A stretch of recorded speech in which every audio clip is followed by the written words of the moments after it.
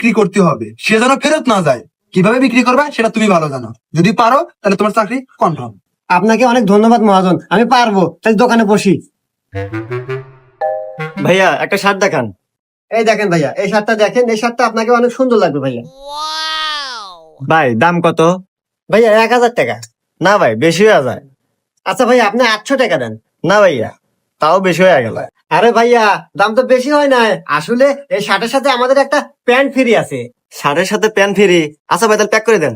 ভাইয়া এদের শার্টের দাম নেন। আরে ভাই, শার্টের দাম দিলেন, প্যান্টের দাম দিবেন না? আরে ভাই প্যান্টের দাম দিব মানে? প্যান্ট আমাকে ফ্রি দিল। প্যান্ট ফ্রি দিছে মানে? ওই কি রে, ও কি কয়? लेकिन 1 सेकंड।